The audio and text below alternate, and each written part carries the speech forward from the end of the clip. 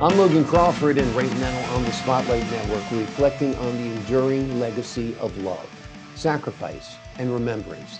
Joining me is one of my favorite guests, one of my favorite writers. Her name is Maureen Santora, and she has penned a beautiful book. It is called My Son Christopher, a 9/11 Mother's Tale, Remembrance. And another book, We Remember, Stories of September 11th, 2001 Victims, written by families. Through her heartfelt writings, Maureen shares her personal journey as the mother of firefighter Christopher Santora, one of the brave 343 who lost their lives in service on September 11th, 2001. Maureen, thank you so much for joining me here today on Spotlight. Thank you, Logan. It's nice to be with you again. It's great to have you back on the show. Your son is a great hero, an American hero who died on the darkest day in American history. I mean, I think we agreed upon that the last time we were here, that I don't think anything worse has ever transpired in our country than the attack on 9/11. I'd imagine you agree, right? Oh, absolutely, Yeah. absolutely. And it took everybody by surprise. They never expected such a thing to happen in America, but it did happen. Yeah. And out of the hatred came an outpouring of love by everybody around the world. And no matter what side of the aisle you were on, you were an American first, and you were happy to be an American, and you were supporting all the people who had suffered and had died and are still suffering today. We still have people who are sick and dying. But it was a beautiful turnaround that I think the terrorists never expected. They You didn't know, expect the resolve of the American people. They didn't expect the strength of New Yorkers and the will to carry on and to fight and amongst ourselves, find, that peace that has been eluding us, I think, ever since we found it on September 12th. September 12th was a very dark day, but it was also a very good day in some ways, right? I agree. I agree Yeah. with that. And Yeah. it was wonderful, for people like myself and my family to see the outpouring of love and affection. It was overwhelming, actually. And I know all the other families felt the same way, but so did everybody else who had been in the area, who had survived, who were, they were just they were touched and emotional and very grateful that we had this kind of outpouring of love and affection from all of us. Yeah. I think it's important to remind the audience of your son's brave life. He died when he was 24 years old, I believe, He on was 23, September. just before 24. He Just would have been 24 the following week, but he died at 23. So, wow. this year was very hard because he is dead as long as he was alive. I And know. I can't get my head around that, I I know. won't remember him at 23. I I know. don't, It'd be hard to believe he'd be like a middle-aged man now. right, So much yes, of life has changed. As my mother used to always say, everybody around you gets older, you stay the same.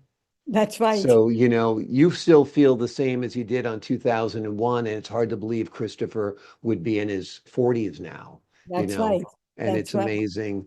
Um, but he dreamed about being a firefighter. He was working as a school teacher, right? Tell us a little bit about his career path.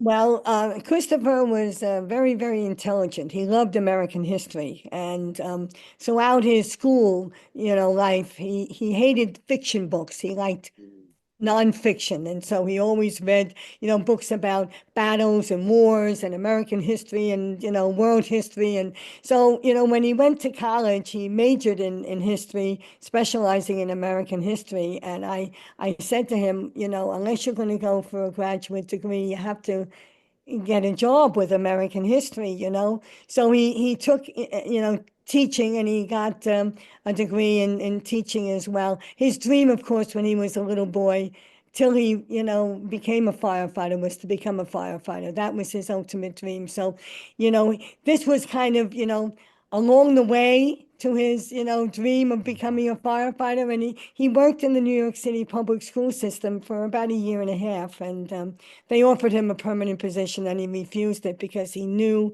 that he was going to be, he was on the top of the list, for the new list. And so he knew that in February he was going to be called, and he was. And for him, that was the greatest part of his life. He absolutely loved going for the training, being with the firefighters, being in an all-boy, for the Mm. most part, environment because he grew up with a lot of sisters, and Yeah. so he was very happy to be in like a man's world, and Right. but he loved the job. He absolutely loved the job, and I'm very uh, peaceful with the fact that even though his career was so short, he fulfilled his dream, and Yeah. he was as happy as could be, for the 6 months to 9 months actually, until he passed away, that he was in the fire department. Exactly. So in February 2001, he joined the department. Is that when his training began? That's correct, yes. And he graduated in June, and then he was assigned to Engine 54, Ladder 4 Battalion 9, which is a firehouse in mid-Manhattan, right by Times Square. It's Hmm. on 8th Avenue and 47th Street. And Yeah. and so, but he was very happy to be there. It was a busy house. They didn't have a lot of fires there, but they had a lot of calls. And, people stuck in elevators, people, who were in distress. And so he was busy, and he loved being busy. And he kept saying, I'm looking for the big fire. And, later we said, gee, you have to be careful of what you wish for because he got the biggest fire New York City has ever had, and, And he you know, wasn't even supposed to be working, as I recall, that's right? correct. Yes, one of the firemen had a wedding and asked him. He was not allowed to make any mutuals, but Mhm. this fireman asked him, and because he was a senior guy, they allowed him to make the change. And so he worked the night before, and the timing, was everything because the planes hit just after 9 o'clock, and he was still on duty, and so Engine 54 was sent down, and the rest is just they were in the Marriott Hotel, his engine company, and they were on the 23rd floor.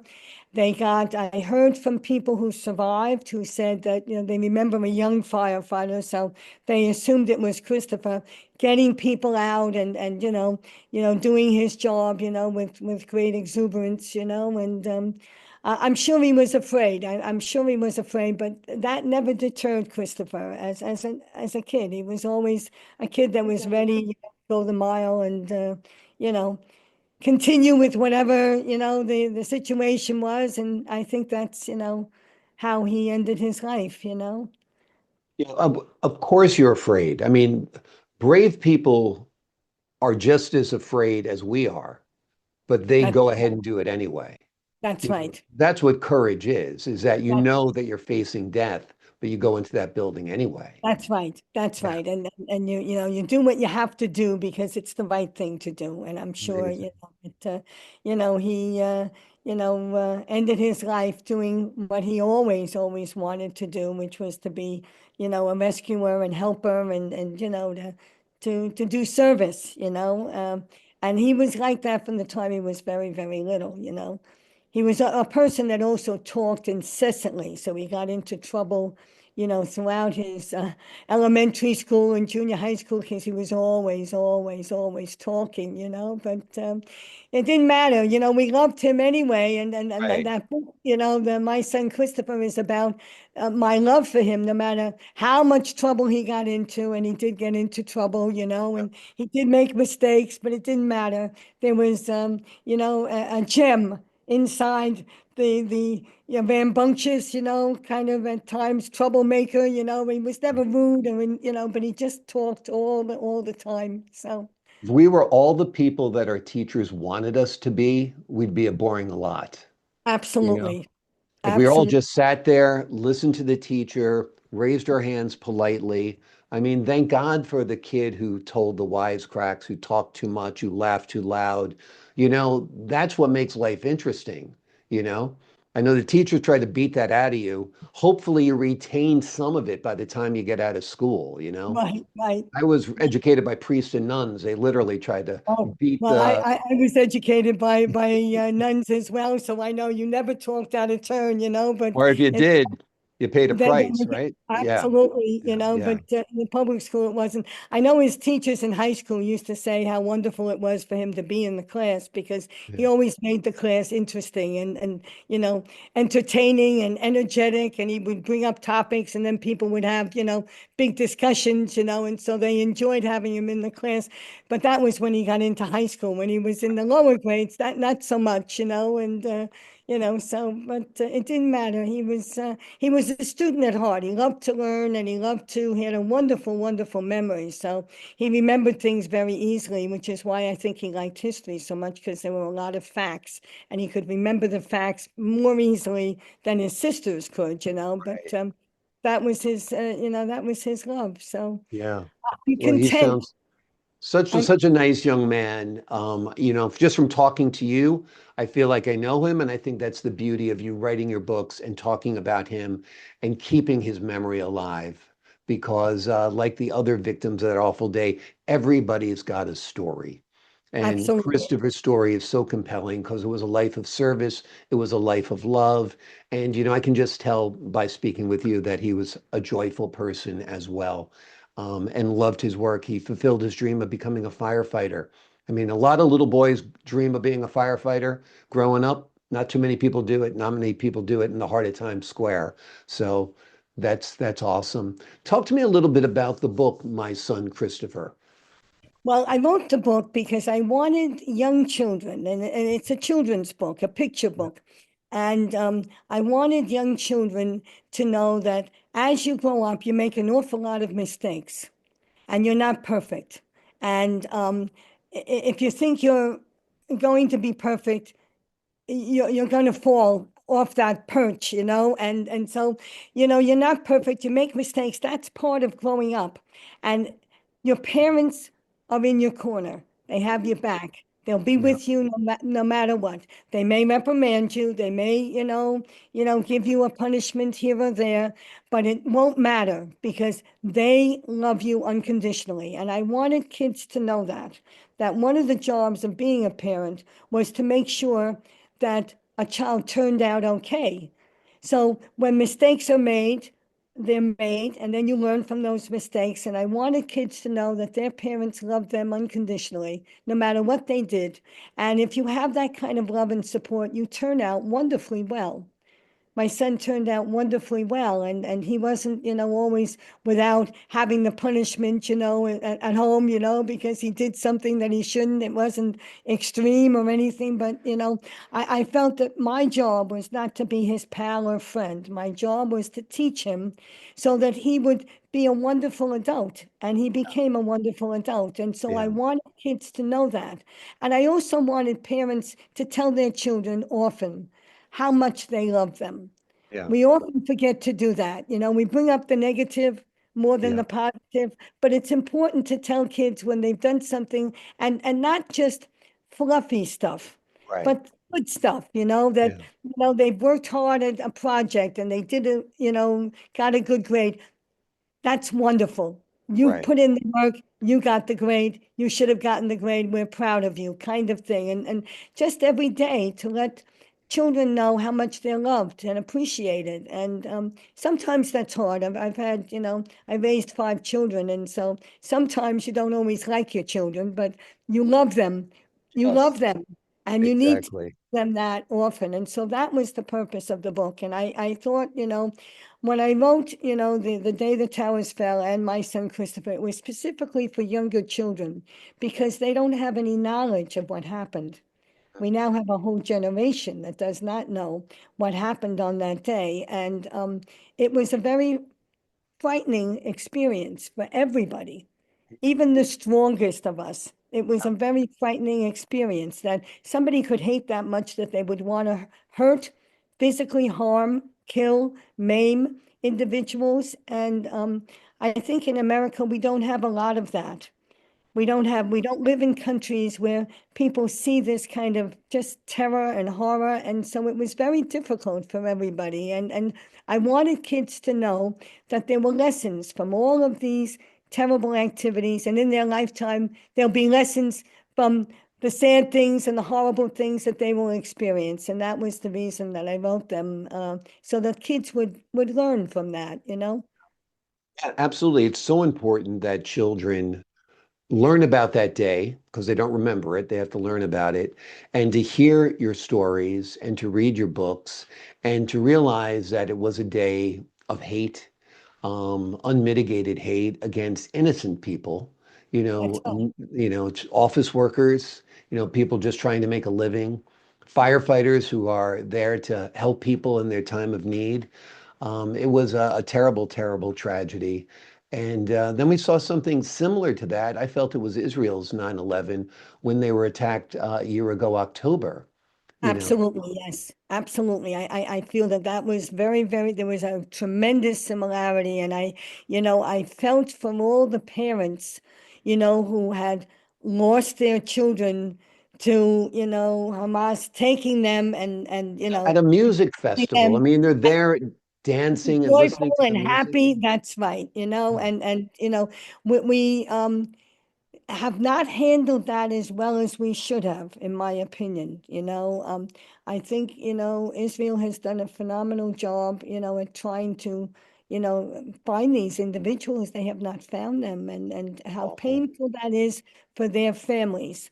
That is just terribly Yeah, painful and beyond. And my heart goes out. I pray for them every single day yeah, because I know how painful this is for them, and not having anybody say, here's the situation and this is what we're going to be able to do, because they right. don't know. So Yeah. I saw a similarity as well. I did. I saw a similarity as Yeah, well. I mean, to have more than 1,000 people slaughtered at a music festival, complete innocence, Mhm. and now a number are kidnapped, and there's families out there worried till this day that That's their right. loved one is alive or dead. They have no idea. I mean, it's sickening. It's just so sickening, and the aftermath has been horrible too. You hate to see other innocent people get slaughtered, and, when hate is perpetrated like this, everybody loses, That's right. Yeah. That's Well, Yeah. you can dislike somebody and you can dislike what they're standing for, and you Right. can, be angry, Yeah. at people, but that you would wish them harm or Right. wish them dead is Yeah. something that is absolutely unacceptable Yeah. in Eh, society. It is just unacceptable. And unfortunately, we have a culture that seems to feel this is okay. And mhm. I'm just beside myself with Yeah. that attitude, because I think, first of all, when you have hatred in your heart, you harm yourself. Yeah. You harm yourself, and you harm yourself more than you realize. But Mhm. with that said, nobody should hate enough that they would want to hurt or kill or maim anybody, Yeah. and find another way to, address that anger that you have, Right. punch a wall, hit a bag or whatever, you can Right. run a mile or, any number of things, but don't try to harm another human being. I just Ex- can't wrap my head around that, and I Right. can't Right. understand that at all, so And hopefully. also like people who have no bearing on the global situation at all, like people working in an office on 9/11 or people attending a concert in Israel. I mean, it's crazy. It's crazy. Let's talk a little bit about We Remember. This is a book you edited, collecting Yes. stories from the victims' families. Yes, after I wrote the first two books, were specifically for elementary school children and, emergent readers, I wanted older children because I could not find anything, in print. There was a lot for high school. But early on, there was a lot for high school, but high schoolers were more able to absorb the true horror and the pictures. But, middle school children were also in a void like the elementary school children. And so I wanted, middle school and early high school, actually, and anybody, actually, it's for anybody that is a reader. But I wanted them to learn about the people who died. And so I sent out a variety of emails to all these 9/11 groups, and I invited anybody that wanted to tell their story about their loved one. Um, Write it to me, and I was going to compile a book. And so it was an open-ended situation. And the people that are in the book are the people that responded to me. And I had a deadline. And I said that the stories were to be written by parents, siblings, or best friends that knew these individuals as they were growing up. And they were not to, concentrate on the early years, but they were to do the, middle school, high school, college, and then, of course, whatever careers they had. And so the people who wrote in the books are all individuals that are parents, siblings, or best friends, and they wrote wonderful, wonderful stories. I said to them, the message, you have to mention 9/11 because that's the end of the life, but that's not the concentration that I want. I want all of the readers to know that these were just wonderful individuals. And some of them were funny, and some of them were, very smart, and some of them, had tremendous skills like, carpentry or music, or, I wanted all of this to be flushed out so that the readers would feel that the importance of 9/11 were the people. It was not the buildings, and we kind of got lost early on about how terrible the buildings were to come down, and politics, came in the way of, what were we going to do about the site? But it was the people that died that Yeah, were the biggest tragedy, and of they still course. are. Yeah, And so I wanted that to be the concentration. And I also wanted, again, if you have a supportive family and you have good friends and you have, a good guidance system, again, you turn out wonderfully well. And many of these individuals were very, very successful. Many of them worked for Cantor Fitzgerald. Some of them worked for other companies as well.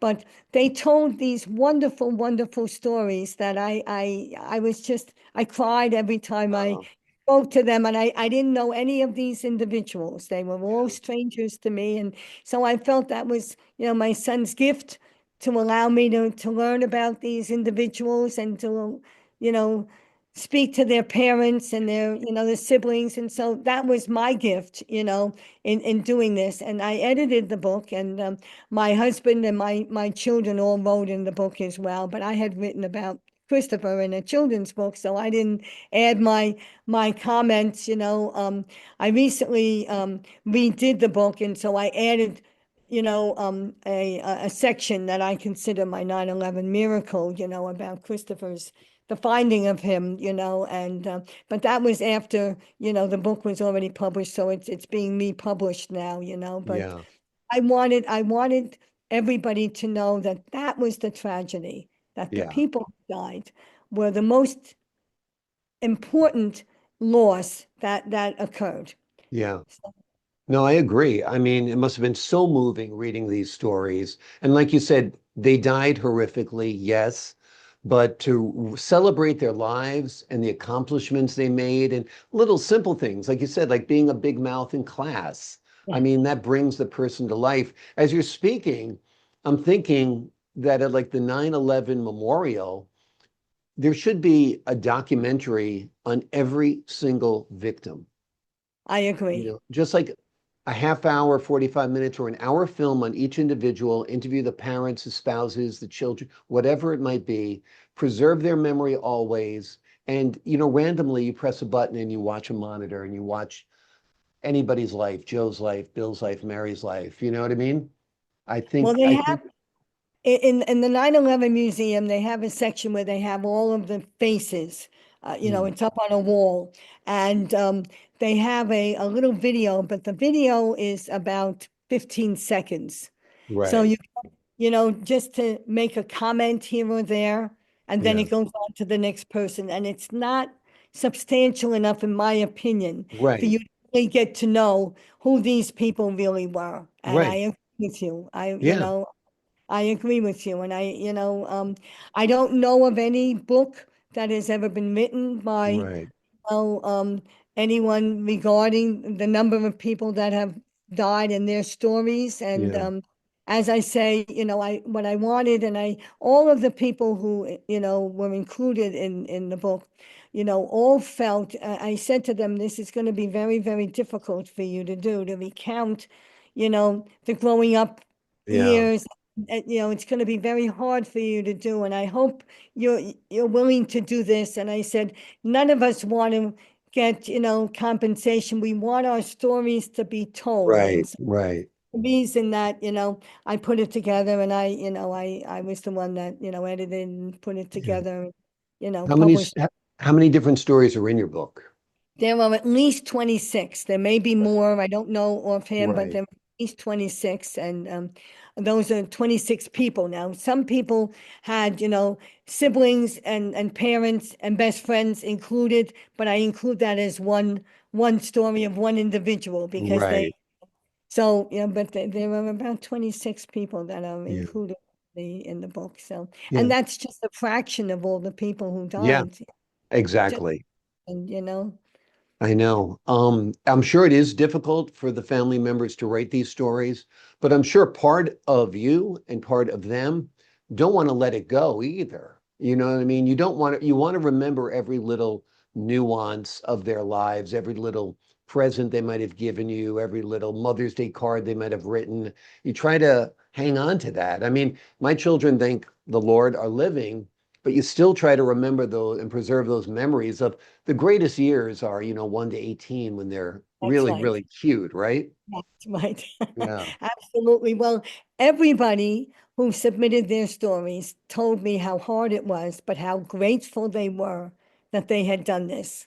yeah. They were all very, very grateful, and they were very happy that they had made this effort to do this because they felt that their sons or daughters, or a brother or sister, would be remembered in a Mhm. special way, and it would help uh, younger generations to learn about some of the people that died. And, we had a story about a girl who was on the plane. And she was the only one that submitted a story from the plane. But, her mother wrote a beautiful story about her. Just Mm. beautiful, beautiful story. And I was so touched by her story. And I mean, there were so many stories I'm touched by. Some of them made me laugh tremendously, some of them made me cry, some of them, you know what I mean? But they were all written with great love. And as you read them, you know that these are stories that are written with great love about people who were deeply, deeply cared about. Yeah. Absolutely, absolutely. Devastating. I mean, I'm sure on many levels you're still devastated till this day by what happened. And yeah, I know you try to focus on the best part of his life, and that keeps you smiling, which is Yes. wonderful and so healthy, you know. Um, what's next for you? What are you planning? I know I think you're always on to the next thing to keep Christopher's memory alive and to help others who suffered through 9/11. Well, we are currently hoping that the 9/11 memorial will become a national memorial. Currently, it's a private memorial owned by the Hmm. Port Authority.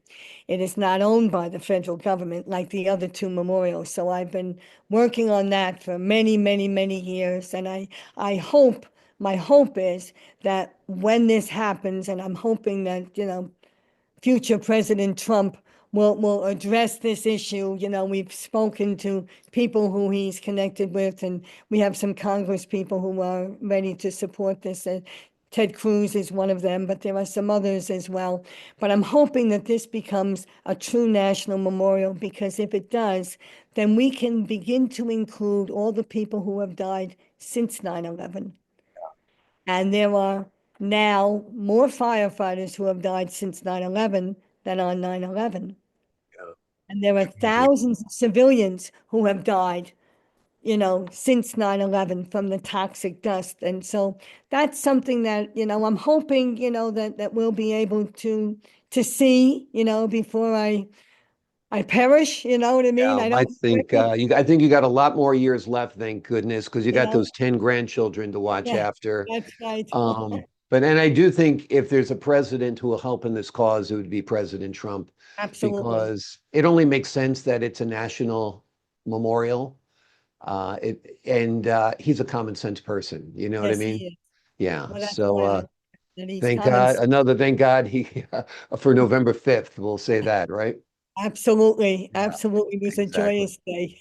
Exactly. I wouldn't even watch the news that night because I was so sick of what happened in 2020. I said, I'm not going to put myself through this, worrying about whether he's president or not. I woke up the next morning, looked at my phone, and I couldn't believe he'd won in a landslide. It's like, Yeah, praise him. Thank goodness. praise Absolutely. him is right. I see Yeah. great hope. I'm Yeah. hopeful and I'm joyful. And, a lot of people are more joyful and hopeful now than they Yeah, were prior to November 5th. So I think exactly. it's great, and the average citizen is very happy that it Yeah. turned out the way it did. What is controversial about wanting to make America great again? Don't Nothing. know. Nothing, Don't right? Yeah. know. Exactly, exactly. Maureen has written two wonderful books, folks. One is called My Son Christopher, a 9/11 Mother's Tale Remembrance. It's a children's book for people who are older, young adults and readers of all ages. She has edited a wonderful collection of stories. It is called We Remember, Stories of September 11th, 2001 Victims, written by their families. Both books are wonderful tributes to these heroes that died and everybody who died on 9/11. And those who died of 9/11 illnesses thereafter are all American heroes, martyrs on American soil. And they are memorialized, remembered, and honored by these great works. The links are below this interview. Be sure to order your book, and also be sure to support Maureen's cause of turning the memorial in New York City into a national memorial, right to President Trump. Maureen, thank you so much for joining me here today on Spotlight. Thank you, Logan. It's wonderful. Have a wonderful, wonderful Christmas and holiday season with you and your family. Thanks so much. Merry Christmas to you as well, and those beautiful grandkids and the beautiful kids. I'm sure it's going to be a wonderful celebration. To the folks at home, I'm Logan Crawford, thanking you for your time this time. Until next time on Spotlight.